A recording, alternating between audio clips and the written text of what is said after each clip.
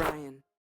Today we are learning basketball with Matt Alquiza of the BuzzBeat Pod at SI Hornets with Sports Illustrated, covering Charlotte Hornets basketball. You know, you can find them all over. The best Hornets coverage you're going to find is on the BuzzBeat Pod. You know, shout out to the whole team, Richie, Brian, and the whole squad out there. Like, if you want some in-depth analysis, you got to tune in and subscribe. Check out their pod. But can't wait to dive into all things Charlotte here today, because what an offseason for the Hornets. They're one of the big winners to me of this offseason.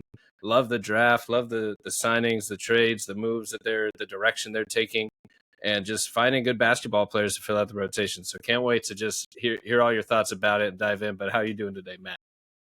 I'm doing well, man. Thank you for having me. Yeah, it's been a fun couple of weeks here in Charlotte.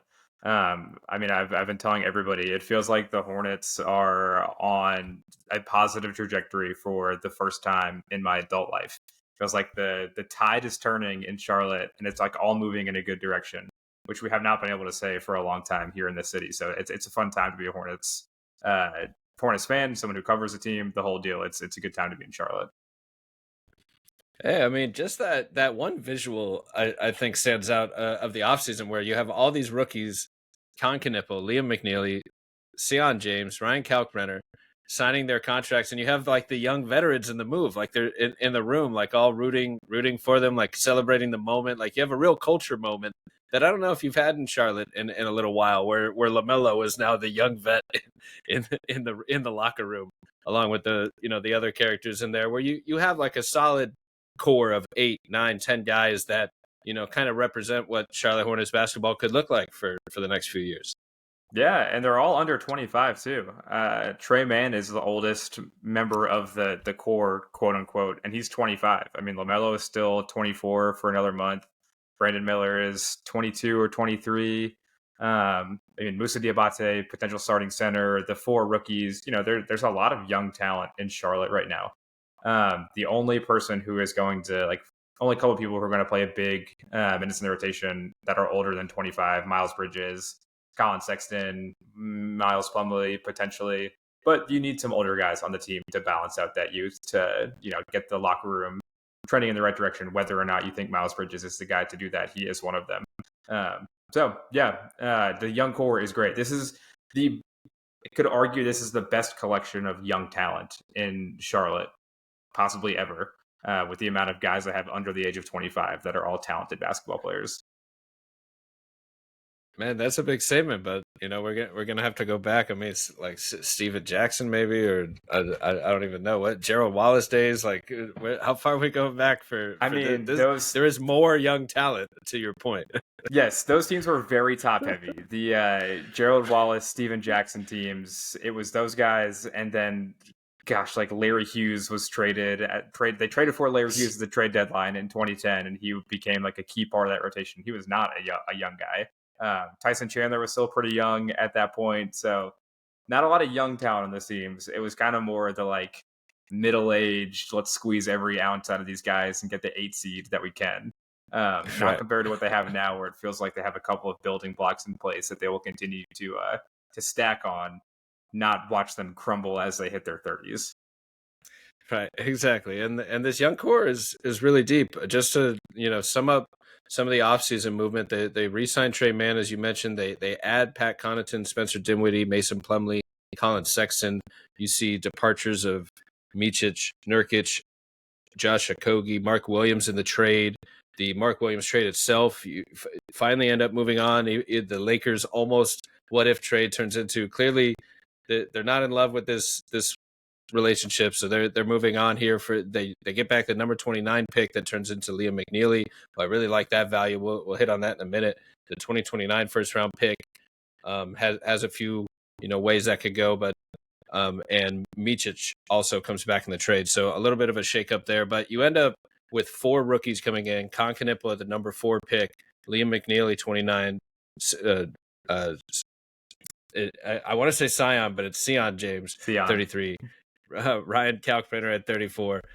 So I have all these guys as first round prospects on my board, at least for the Orlando Magic big board that I made. I definitely had them all in that, for the bottom 3, like around where they were chosen. But a little bit higher than there. So I think really all the picks were high value picks in my in my view of things. And even Kon Knueppel, I think he was the perfect range for where he was projected to go. Like I really love the pick for them for a lot of reasons. What was the instant reaction when for you, for the podcast group, for the fans that you notice online or anything, or just talking with people in the city?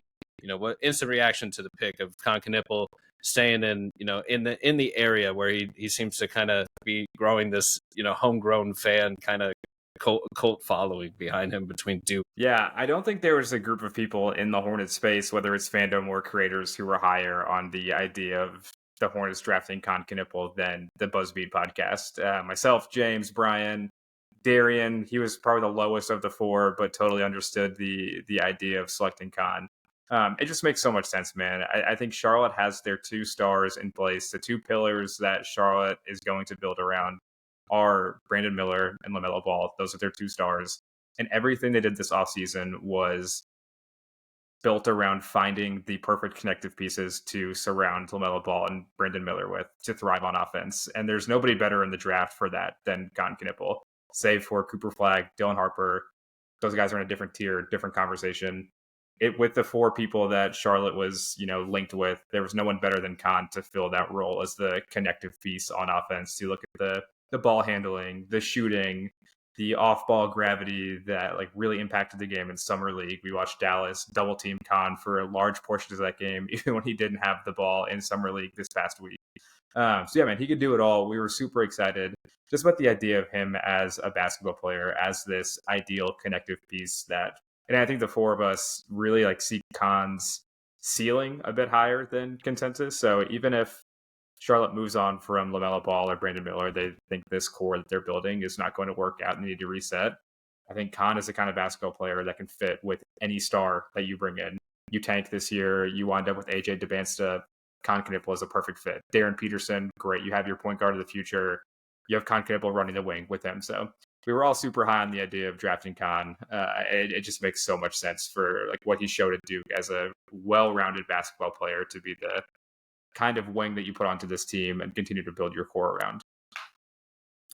Absolutely, yeah, I totally agree. Hit the nail on the head on all the reasons to love the Kon pick there. I'm trying to think of the right metaphor, the oil that makes the engine run a little smoother. Especially when you're envisioning LaMelo and Brandon Miller, if you are trying to build out from there, sliding Kon right in there, like you're saying, the ultimate connective piece that can kind of he can connect between them, but he can also initiate some pick and roll and make both of them more utilize both of their off ball 3-point shooting, their handoff shooting, because both of them kind of to me are very effective play finishers, even though they're stars. They can be the 3-point shooters, the off ball guys too, where Knueppel can do a lot of creating and connecting between them too. So that just all the reasons to love there. And I think on maybe a raw big board, if you didn't have any players, you can really make the case for maybe Tre Johnson as well.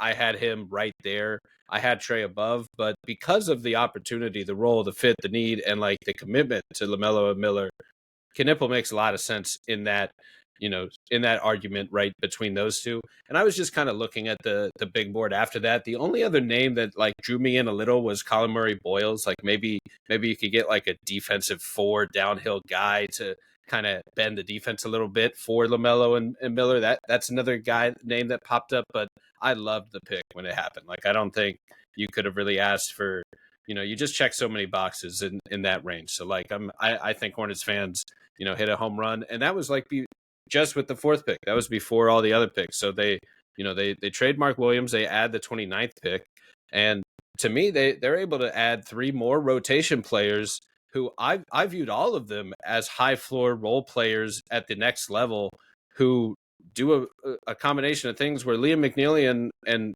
Sion James both attack closeouts, maybe even a little better in the attack closeout world than Kon Knueppel a little bit, and just that one skill. They get downhill just a little bit more. So I just like that aspect that they add a little bit more once the advantage has already been created by the primary guys, you have these secondary role guys who can attack closeouts, keep the ball moving, drive and kick, They can both threaten from the 3-point line, and yet they both kind of bring a little bit different edge to their sword as well. What did you think of those two picks specifically, kind of at the end of the late first, early second round with the 29th and the 33rd pick? I loved McNeeley and Sion coming to Charlotte.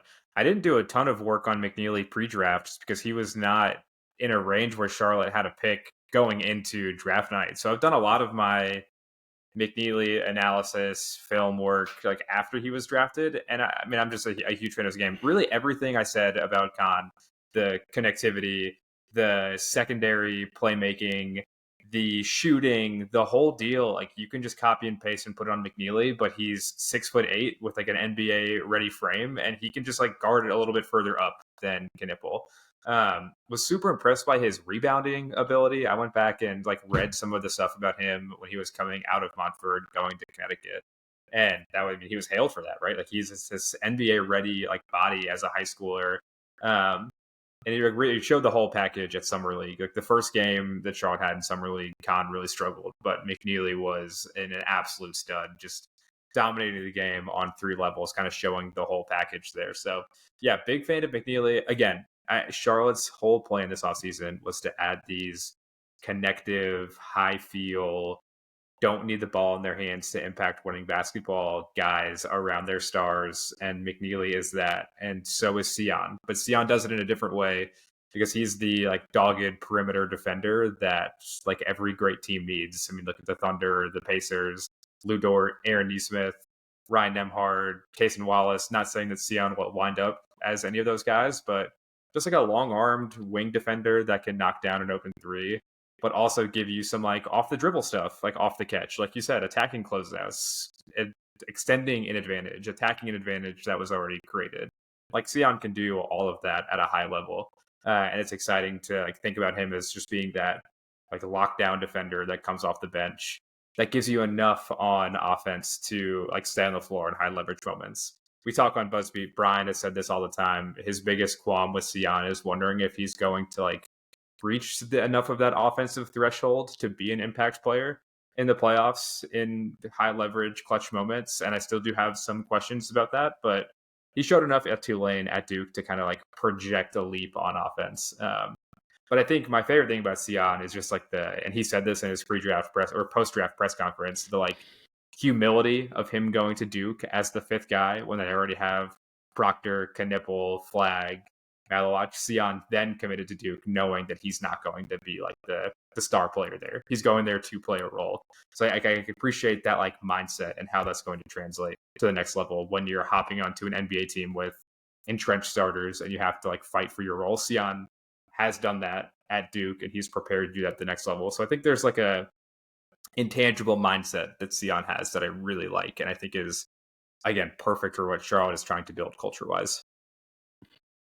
Yeah, and to that point, like Sion would be on the court and his athleticism still popped off the court, like off the page among that group of high level talent. Like one of my first times watching Duke this year, I would just like he would pop out. I would be watching for someone else. I'd be like, oh, like who is that flying downhill attacking the closeout? Like let me keep an eye on him. And his role has only expanded throughout the season at Duke because he just brings all those things to the table. Like you said, like there's real like two-way impact there where like the athleticism is bankable, the defense is bankable. He can get downhill. It's going to be really, really hard to stop him from like getting that first step, especially like that's where I think the closeout attack becomes so lethal. Whereas McNeeley probably uses more of his 3-point shooting gravity to bend the defense out. So you kind of get 2 different ways to attack a closeout, I suppose. So that's kind of is nice. The Magic kind of drafted Jace Richardson and Noah Penda with a similar thing in mind, maybe where like they can both attack closeouts and fill that role nicely, but do it in different ways. Like one more so with shooting and speed, and one more so with maybe effort and strength and hustle and whatnot. But just an interesting example where like later in the draft, the teams are looking for good basketball players who can do a lot of things well and have as few holes in their game as possible so they can play in a playoff series like you're talking about. Because I can see maybe maybe you're thinking long term with James offensively. Okay, now when the game slows down, when you're just not exploding through a gap and you have to like make decisions, dribble, pass, and shoot all the ball skills, now can you hold up in a playoff game? And that's probably the next step, the next question, and that will probably get answered from like his development and just his skill development as a player. But I think like the rest of it, the athleticism is what you bank on, and that's what you're betting on. And there's enough skill there between the three ball, between the dribble to attack and keep the ball moving that you bet on that skill set developing. And Liam, like I can't say enough nice things about, because honestly, like thinking about it, I actually had Liam McNeeley higher than Kon Knueppel on my big board. Like when this, let's say the beginning of this college season, I would say like they were both around late lottery to me, like in that 15 range. Kon, I kind of talk myself into a little more of the complete package, the upside of his offensive engine of it all, like the idea that if he does draw a lot of fouls, if he can shoot at a high volume, if he can create a high volume of pick and rolls, there's really an offensive engine type, like real primary top level, at least top 2 level type offensive guy here, which I didn't quite get to with Liam. I thought I probably went a peg lower with Liam and kept him more at like a 3-point connector where he can do a little bit of that stuff. But that is all to say, Liam McNeeley is not afraid of the moment. As you said, like scoring as much as anyone in Summer League. I went and caught him play live games when he was on that loaded Mount Verde team playing against like Cam Boozer and the Columbus loaded teams, playing against Dabonsa and Stokes and Tyron Stokes back when they were teammates. And McNeeley was often the leading scorer. Like he was often like the swaggiest guy out there, the loudest guy out there, the cockiest guy out there. Like he was. I came to see like Flag versus Boozer and walk away with like Asa Newell, really frenetic defense, and Liam McNeeley lighting up the gym for like 25, 30 points. And he did it a lot. Like even the Hoop Hall Classic title game, I think of like he took the picture with Ice Cube with the MVP because he outscored everybody else in this like big championship game among like, he's just like a high school hooper legend. And I think that his role, I think, in the NBA will look a little bit closer to his Mount Verde time, where he's like the third, fourth, fifth in command type of guy out there in the offense. He's not the primary like he was in college, and he can just kind of settle into a role of, like we've kind of hit on a few times, stretch the floor from three, off the ball, connector, just more of a role player type where he can stretch the floor from three, on and off the ball a little bit. He can sack the closeout. He can initiate a little bit, run some handoffs, but more so just kind of like a connector piece in the rotation. But another guy that can like light it up and really shoot the lights out of the gym when he gets it going. So like the Hornets are really collecting a few of these high volume guys now between LaMelo, Knueppel, Liam, Miller. I might even be forgetting someone of just high volume 3-point shooters that somebody can just go off for 7 or 8 threes in a game. And like that can really swing a game. And not every team has that swing volatile 3-point factor. Yeah, man, they've got a ton of firepower. And I think we'll probably talk about Kalkbrenner here in a minute. But they're going to give up a lot of points too. The center depth, the forward depth is like pretty limited in Charlotte right now. So as much fun as this firepower is going to be to like watch Miller and Ball and Knueppel and McNeeley like put those 4 on the floor, and it's just going to be like absolute fireworks on offense. Just like imagining those guys in transition, doing some like 5-out early ball screen stuff, just putting up a ton of threes on the run will be really cool. But they're going to give it up on the other end, which will be make for some fun league pass nights in Charlotte. Yeah, that was my next question. Was last year 28th in point differential, 29th in offense, 24th in defense. They traded their starting center. He didn't play much, to be fair. There was a lot of Taj Gibson last year at starting center. Shout out to a legendary Taj Gibson. But they drafted Ryan Kalkbrenner, 34th overall. A lot of people thought he was kind of the guy that slipped to the second round. Maybe there would be a Lakers trade up to get him. Maybe there would be some team to, like the Magic traded up to get Penda at 30, 32. Maybe someone would do that for Kalkbrenner. But, there he was at 34. I thought it was great value. I would have been fine if Orlando had taken him as early as 25. Like, I think some people had him in the 15, 18, 20 range. So I thought that was great value. And, we can talk about his game, but does it look like the Hornets expect him to not only be a rotation player, but just straight up start for this team going forward this season as a rookie? Yeah, I don't think he'll start. I can confidently say he won't start right away. And I honestly don't know how many minutes he'll be playing right away. I think he'll be like pretty matchup dependent. If there's like I mean, he can't play against a stretch big right now. I mean, he doesn't have the mobility on defense. He's like a true, like you're playing drop coverage and you are like walling off the rim. So if you're playing a center that can shoot it, then like Kalkbrenner is going to, struggle on defense. But then again, on the other side, he kind of got bullied by Dembona and the Sixers front court. So he's going to struggle against some like guys with some size too. So there's pretty limited, I think, matchups where Kalkbrenner can be effective right now, which is fine. I think he will play a role. He does have the elite skill of like protecting the rim and finishing like around the cup with his like crazy like Mr. Fantastic wingspan.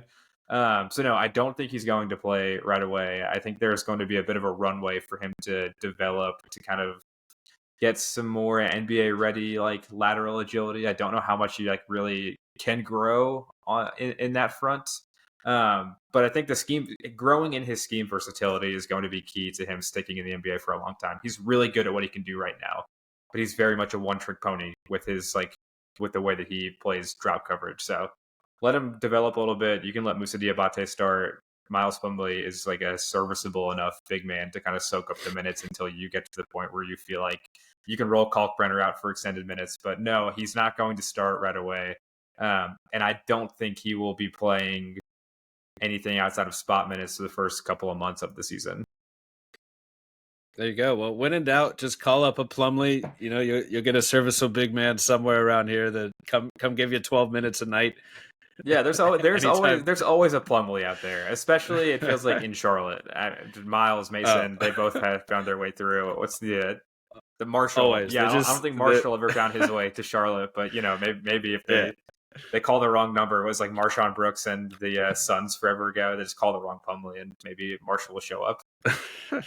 They got more of them ready out back. Gotta call up. They always cranking out new Plumlees anytime you need them down in Charlotte. And that's how the Knueppels are going to be from here on out. It seems like the Plumlees set the stage for what the Knueppels are going to be for the next 15 years of basketball players for that go to Duke and then come to the Hornets. They really built. They laid out the formula that the Knueppels will thrive on.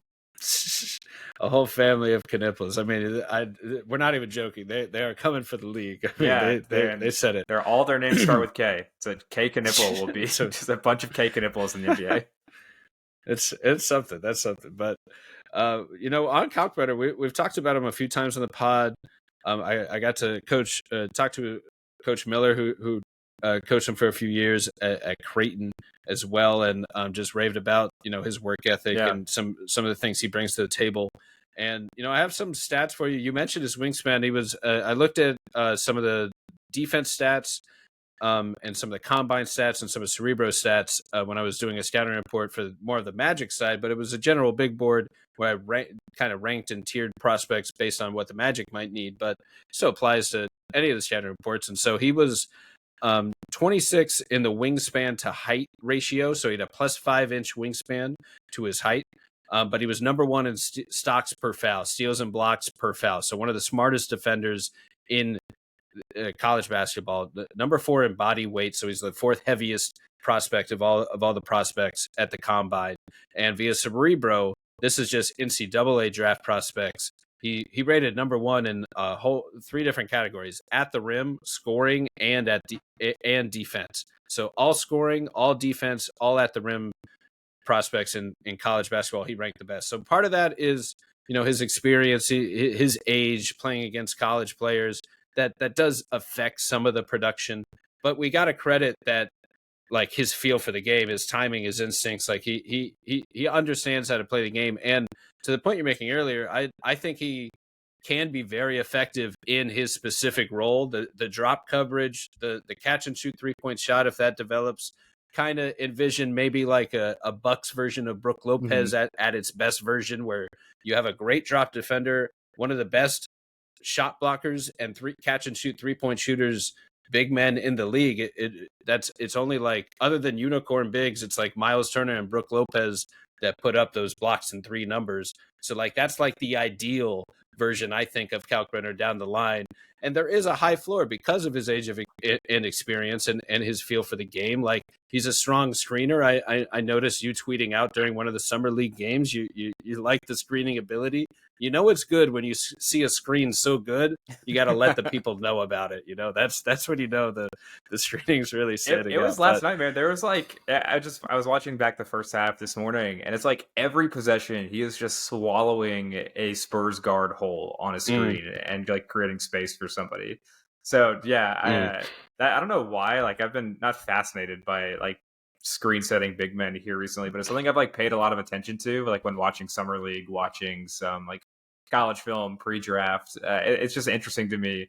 Like, it matters. I mean, there's like ball screens, flare screens, pin downs, whatever, like off ball screens. It's just so prominent in basketball right now that like it matters to be able to set impactful ones, because like so much offense relies on your big man, your guards, your wings setting a screen to create space for somebody. It's like you notice when somebody's really good at it. Like last night, Kalkbrenner was, like I said, just like swallowing people whole on the Spurs and creating a lot of space for like Knueppel and KJ Simpson to work. So yeah, I mean, that is a very impactful thing he'll bring to the offensive side of the floor right away.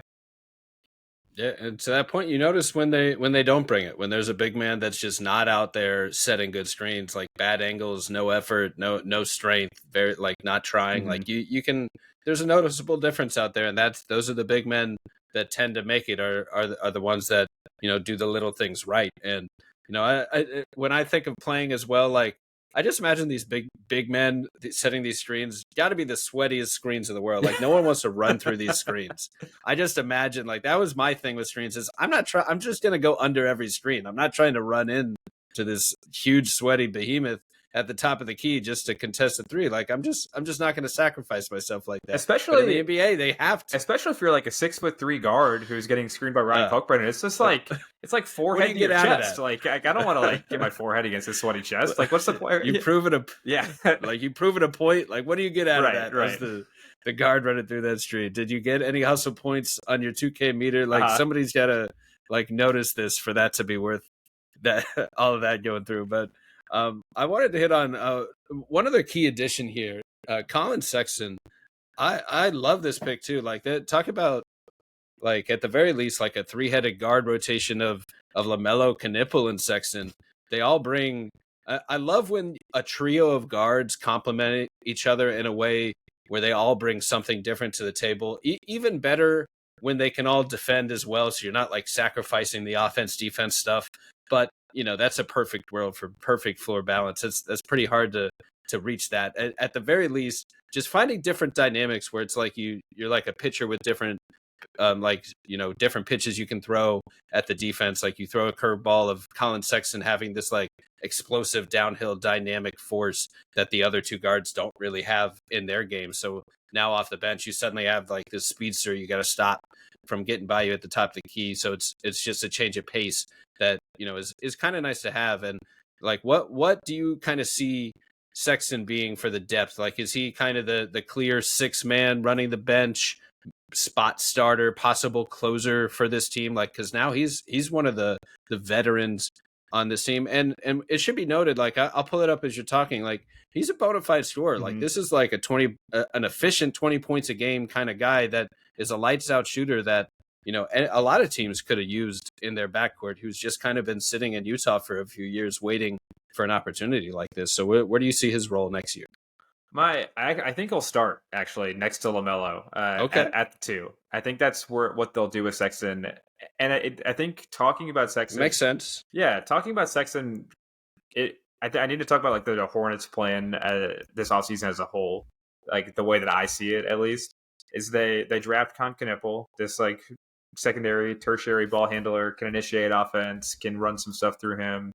They trade for Collin Sexton, another like primary initiator, point guard, wants the ball in his hands, wants to run offense. Resign Tre Mann, same deal. Gets to like similar spots on the floors as Collin Sexton, but like you said a second ago, does it in different ways. He's more of the like space creation, step back, snatch back, when Collin Sexton is more of the like run through your face, like out athlete you, get to the rim. And they signed Spencer Dinwiddie as well as like another point guard, veteran, ball handler. I think Charlotte really just tried to attack their offensive floor this offseason. When LaMelo Ball has gone out in the past, like everything has crumbled. He's been the like alpha and the omega of what Charlotte has done on offense since he was drafted 5 years ago at this point. So they bring in Sexton, Knueppel, Dinwiddie, re-sign Tre Mann.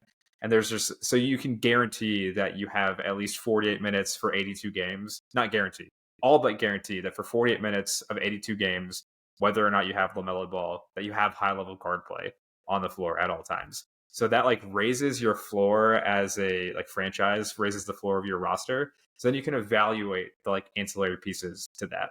So you can evaluate Brandon Miller in a pretty good situation with Spencer Dinwiddie as your starting point guard. It's like totally fine in March. You can evaluate what you have in Moussa Diabate as this like rim running big. You can evaluate Tijan Salon in a good situation where he's getting set up by a veteran point guard instead of, no respect to these guys, like Isaiah Wong and Damian Baugh, who logged minutes at point guard last year for Charlotte. So I love the trade for Collin Sexton. Value-wise, it's great. You flip Yusuf Nurkic, who is a slightly below league average center for Sexton in a pick, like in a vacuum, is fantastic. But then you look at the context of this roster and what Charlotte has had at backup point guard, had just their guard depth for so long. Like he is the perfect guy to just slide in and play a role on day one, to start next to LaMelo Ball. And when LaMelo Ball gets hurt, sweet, you move Collin Sexton to the one, you bring Kon Knueppel into the starting lineup, and it's all systems go still. So I think they really attack their offensive floor, raise the level of what they're going to do at all times in every game, which I think is exciting for like the developmental purposes of some of these young players we've been talking about.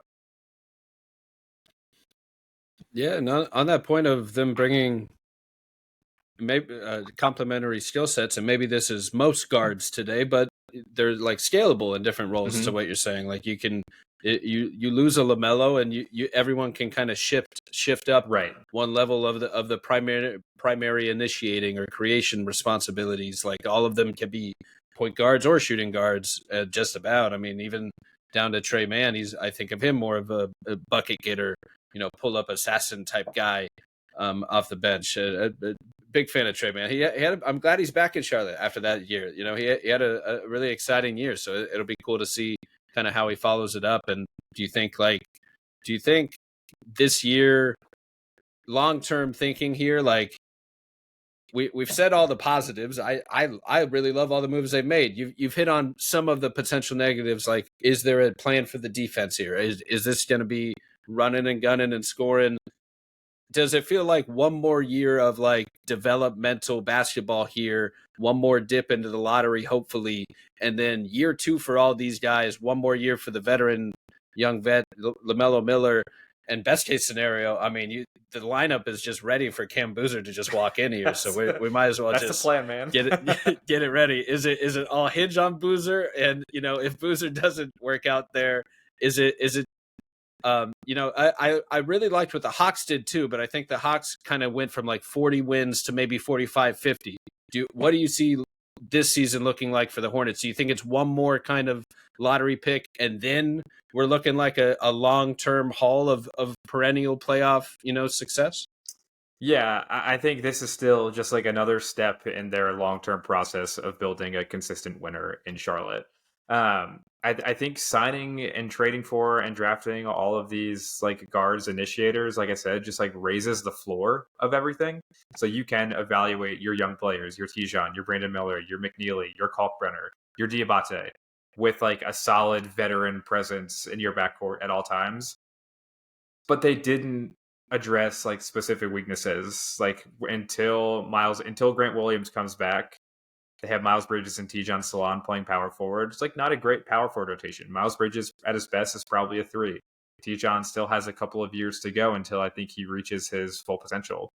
The center position, it's Moussa Diabate, who is fantastic in limited action last year, but he's 6'9", and he's going to struggle in certain matchups. It's Ron Kalkbrenner, who is this behemoth really skilled center in certain things, but he brings a lot of weaknesses. And any rookie starting center that you draft at the top of the second round is going to struggle in year one. And then it's Miles Plumlee. So they attack some weaknesses. They fix some things. They raise their floor. But they didn't fix everything. And there are still enough weaknesses on this team to where they can, like you said, take a dip in the lottery next year and then make like the big push in 26. And this is like a Charlotte Hornets like specific thing. They're opening a new practice facility the summer of 26, and their arena is like getting their renovations finished in the summer of 26 as well. So it feels like everything has kind of been building to that summer to be like, hey, we're announcing ourselves on this stage with like a brand new state of the art arena, brand new state of the art practice facility. Like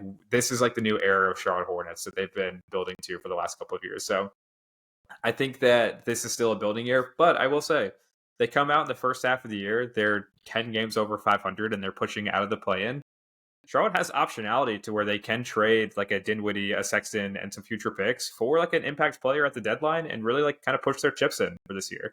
Like they have a stable of future draft picks that they can weaponize at the deadline if they feel like they're in a position to make a move 6 months early.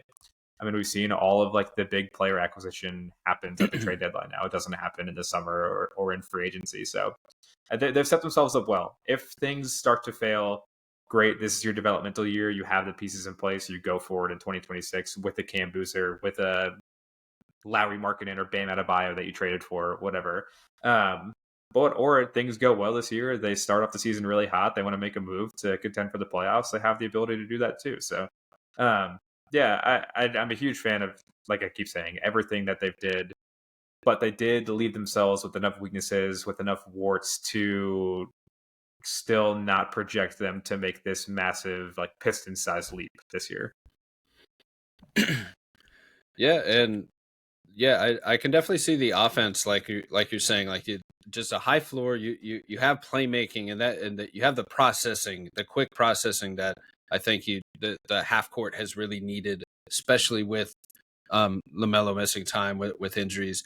But just looking at the standings, like I'm a fan of this roster. Say it's all the offense is working. I don't know how the defense should look, but let's say the offense is enough to win some games. Like I don't know. I kind of like this. I could see y'all like challenging a play-in tournament if things go right, like a 9-10 seed in the East. Well, best case, we'll see. Yeah, we'll see. and but, look with the flattened lottery odds, like you never know. Like you can still push for the play-in and lose in like the second playoff, especially in the East. Yeah, and especially in the East, like the Raptors had the 11th seed in the East. They barely missed it, but they only had 30 wins, and I forget exactly here, but like you can have better lottery odds while being competitive in the East because the West is so good right now, right, and the East is not. Basically, right. Yeah, is what I'm getting at. 11th or 10th in the East is good for what, like I don't know, 14th in the West, basically. So yeah, if you are literally competing for the play-in, like you're still going to have pretty good odds at jumping into the top. Into the top four. Yeah, but yeah, I really like what they've done here. They, like you're saying, they have the flexibility where they have these young veteran stars. They know when you have your stars that you're building around, finding players around those stars becomes the goal. And I think they have done that really well with this draft of finding one guy that can kind of do a little bit of both, of a potential star who could also scale in with the current stars, finding 3 more guys who can slide into a rotation, bringing slightly different things, but can really help any rotation for any team in Liam and Sion and Kalkbrenner.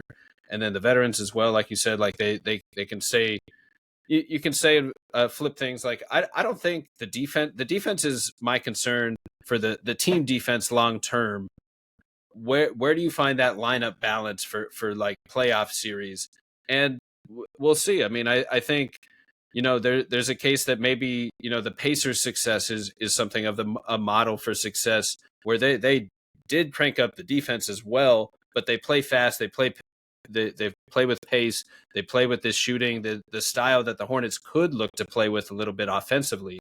So maybe that's a little bit of a model of success. But The defense might have to be a long-term strategy. I don't know if the personnel on this team like stands out to you for long-term defense of like is the answer on the roster, or is that just not going to be like a huge part of the cultural identity as much as, we have all this offense, we have all this shooting, we have 3 or 4 guys that can light it up from 3. Like, I don't think one rookie that in next year's draft is going to fix the defense necessarily either. So do you think the focus might just be more of like a culture around offense and around pushing the pace and launching threes around these stars? I think the big defensive acquisition will come at the trade deadline or next summer. I mean, Charles Lee came from Boston, where they had a top 5 defense and they shot 1,000,000 threes. Like, it is what they did in his time there. I think this offseason was their first step in adding the spacing, like adding the shooting on offense to kind of like actualize the vision that Charles Lee has for what a successful NBA offense looks like. And then next year is when they kind of like consolidate some of those assets and bring in the like Pascal Siakam type of guy that can kind of do it all, right? That can be your like go-to wing stopper, but also still be that like connective piece on offense. So I defense is going to be in the identity of this team long term. That's what Charles Lee was like hailed for. It's like, he was one of the like defensive minds in Boston and Milwaukee when they won a championship. So defense will be on the menu, but I think it's going to take a little bit of time for them to like get all of that. I mean, you win 19 games, like you have a lot of things to fix on your roster. They are starting to like move in the right direction to like get this well-rounded, modern, malleable NBA roster, but this was the first step over like a 2 or 3 year period in getting the shooting, the connectivity, the defense, the playmaking all together like on one roster. So to answer your question, it will come, probably not this year, but defense is definitely going to be like a part of the team's identity going forward. Yeah, and like you said, you can't fix everything when you're looking at a 19-win roster, and you building an identity is the first step. And if you have stars in place, you have LaMelo and Miller, it like shooting is probably kind of the core of LaMelo and Miller, that identity. So why not double down on shooting? And then why not also build a system of playmakers and shooting that can survive without one of the shooters as well? So if you're missing one of them for an injury or whatever it may be, that you still have the same looks for the team being created, even if you're missing the star that generally creates the most advantages for that half-court offense. So, it's a really smart way to just kind of build a base. And when you really just go through the roster like we just did, like there's just a lot of offensive firepower here, as you've said, that can light it up from 3, that can drive and kick and create threes. And it's just going to be an exciting time. It's funny. I only made it to a handful of Magic games live as a fan last year after being like a season ticket holder for years and making it to a lot because of doing more media stuff. And it was I happened to catch the Charlotte Hornets twice live in Orlando, once without LaMelo Ball. Yeah. And it was like probably some of the only games I went to as like just a fan last year. So I got to see it in person, and I will say honestly, LaMelo Ball, I think, was the most exciting player as a fan in person last year. If it wasn't Steph, it was LaMelo. Like there's others. You can go with Halliburton, but like LaMelo live is a spectacle. Like, he is a sight. There's a reason the kids love this guy. Yeah, you got a great Steph game in Orlando last year too, right? Didn't Steph score like 50 in Orlando or something crazy like that? Great, depending on who you're rooting for. Yeah, he went off for 55, I think it was. Great as a neutral fan. That's one of the regular season games that sticks out to me. But also, were you at the game? Was it KCP got ejected? Like at the end of the first half of that Magic Hornets game, somebody on Orlando got ejected. Yes, he did. Yes, he did. I don't remember what happened, but I remember a couple folks. I think Nick Smith Jr. from the Hornets got ejected at some point in that game too. But yeah, it's an interesting one to be at. Yeah, you nailed it. February 12th, KCP and Nick Smith Jr. both ejected. There you go, man. Look, Hornets double technicals. Hornets fandom, Hornets coverage is a sickness that I have been stricken by, and it's just little stuff like that I can call back from memory. There it is. Well, I remember we actually caught a sick LaMelo and Suggs were both healthy, and that was one of the more fun memories of that season, which was kind of up and down for Orlando. Suggs and LaMelo just like trading threes, like for the first quarter. I forget how many. They probably made like 6 or 7 between of them. Like they were just going off. So LaMelo is one of the most exciting players. Like I use this term effective flair for guys that have all these flashy skills but can use it effectively, can make these sick no-look passes, can drop a behind-the-back dime, will throw a hook pass alley-oop, like some crazy move that it is thought of as like a dumb play, but if it's a good pass and if it's an effective shot, or if it creates the advantage by doing it, it's effective. So I love it, and LaMelo like stands for that effective flair. He's one of the toughest shot makers, one of the most exciting guys out here. So definitely just want to see him stay healthy and see what this Hornets team can do around him and Brandon Miller and all these young rookies who I think really fill out a clean rotation on paper. So excited to see how it looks in person this season on the court. But man, excited time to be a Charlotte Hornets fan, man. Yeah, it's been fun. Like I said when we kicked this thing off, man, like there's just been so much organizational inconsistency, incongruency from top to bottom. That is all like out the window. The new ownership, the new front office, the new coaching staff. It feels like they're all rowing the boat in the same direction, which you've not been able to say that about the Charlotte Hornets, Charlotte Bobcats for a very long time. So it feels like there's a long-term plan in place that we may not see the fruit of it in 25, 26, but 26, 27, 27, 28. I think Charlotte is like building something that can be successful down the line.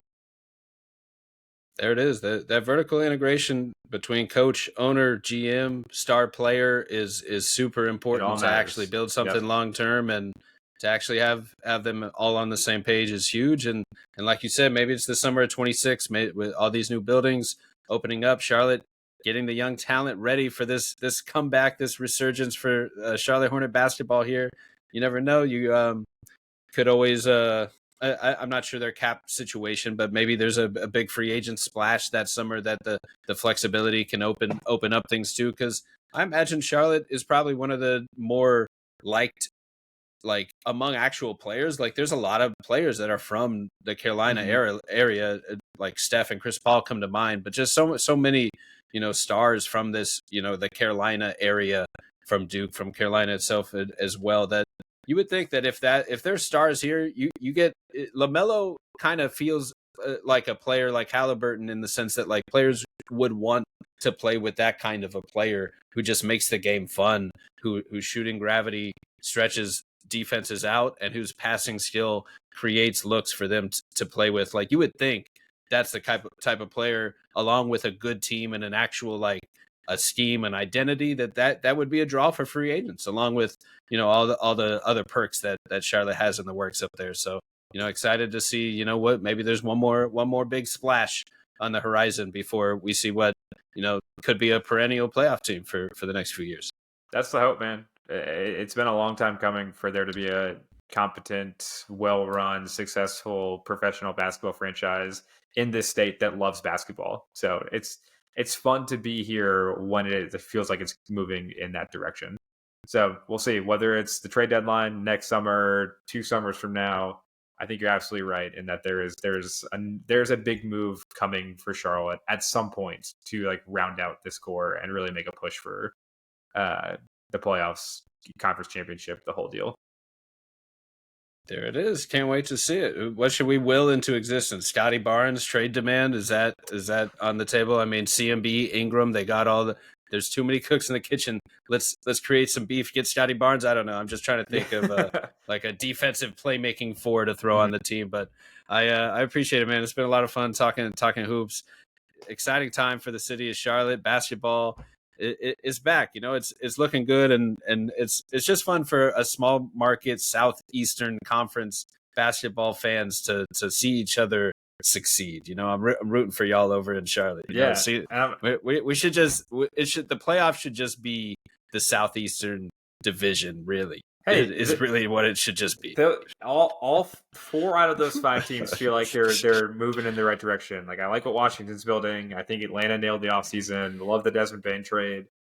Miami is Miami. Yeah. They're kind of doing the Pat Riley trying to compete thing. I don't know what the long a term lot of plan is there. deserving fan bases. Yeah, yeah. A lot of deserving. The 4 fan teams in that bases. division that deserve it are the 4 that are going to like run it going forward. But yeah, man, thanks for having me. This was a blast. I look forward to doing it again at some point. Absolutely. Always fun talking hoops. Thanks for coming on, talking little Charlotte, man. Then got to check out Matt's work at Buzzbeat Pod and the whole team, and go Magic. But excited to see the Hornets this year. I almost said go Hornets for a second. I'm like, all right, let's not go That's a little too far. Yeah. That's just a little too far. But all right, man. Thanks for taking the time. Thank you, man. Take it easy. Have a good one.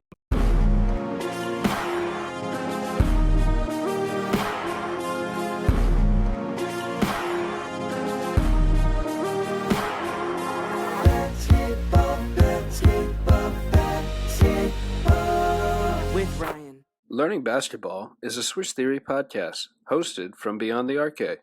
Hey, that's me. You can find my work on Twitter, YouTube, Substack, and check out the team's writing at theswishtheory.com.